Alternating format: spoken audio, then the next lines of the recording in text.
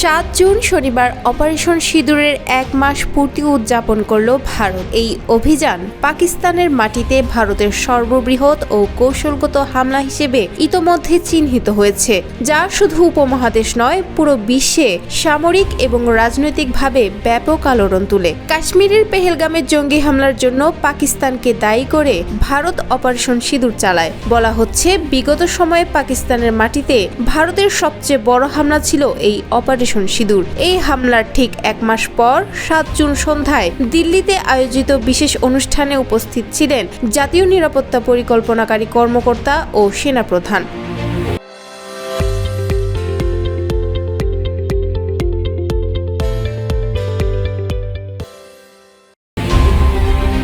ভারতীয় সংবাদ মাধ্যম হিন্দুস্তান টাইমস জানিয়েছে, প্রতিরক্ষা মন্ত্রণালয় ইতোমধ্যে 3 বাহিনীর জন্য নতুন অস্ত্র ও ক্ষেপণাস্ত্রের চালান কেনার অনুমোদন দিয়েছে। এর মধ্যে রয়েছে দূরপাল্লার আর্টিলারি শেল, কামিকাজে ড্রোন এবং BVR air two air missile.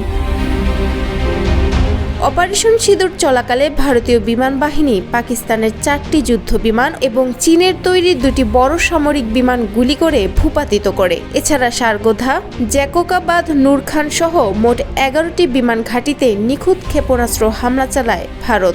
S-400 air defence system একাই 3টি শত্রু বিমান ভূপাতিত করে বলে দাবি করা হয়েছে। এই অভিযানে ভারত ব্যবহার করে 19টি সুপারসনিক এবং প্রায় সমসংখ্যক ফরাসি স্ক্যালপ সাবসনিক ক্রুজ ক্ষেপণাস্ত্র। ভারতের সেনাবাহিনীর দাবি অনুযায়ী প্রায় 100 জন জঙ্গি এই অভিযানে নির্মূল হয়। অভিযানে ইসরায়েলি ও পোলিশ ড্রোন এবং ভারতীয় নৌবাহিনীর অংশগ্রহণও নিশ্চিত হওয়া গেছে।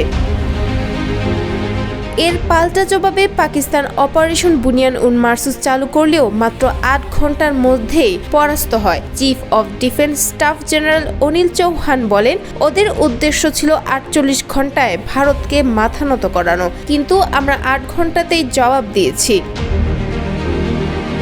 ভারতের এই হামলায় পাকিস্তানের চীনা HQ-9 ক্ষেপণাস্ত্র প্রতিরক্ষা ব্যবস্থা কার্যত অকার্যকর প্রমাণিত হয়। পাকিস্তানের ফতে-1 রকেট এবং ড্রোনগুলো সফলভাবে প্রতিহত করে ভারত। দেশটি এখন ভবিষ্যৎ সম্ভাব্য সংঘাতের জন্য লজিস্টিক সাপোর্ট ও অস্ত্র ভান্ডার প্রস্তুত করেছে। প্রধানমন্ত্রী নরেন্দ্র মোদী স্পষ্ট করে দিয়েছেন, অপারেশন সিঁদুর শেষ হয়ে যায়নি, এটি চলমান প্রস্তুতির অংশ।